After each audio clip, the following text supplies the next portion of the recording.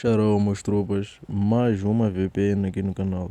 Hoje vou trazer mais um vídeo de VPN, que é a VPN IM Tunnel Lite VPN. Essa VPN tu podes baixar na Play Store. E só ires na Play Store pesquisar por IM Tunnel Lite VPN, daí vais baixar. Como é a minha primeira vez a usar, eu também vou baixar aqui e agora a IM Tunnel Lite VPN.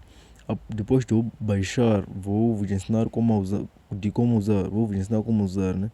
É fácil de usar, é só clicar em Open, entrar nele e vai aparecer essa cena, vais clicar em OK. Quase todas as VPNs já aparecem essa cena. Daí vais clicar aqui em Auto Select Server, tipo para selecionar o país, servidor, sei lá. Eu vou clicar em Global 9 VIP. Você pode clicar o que você quiser.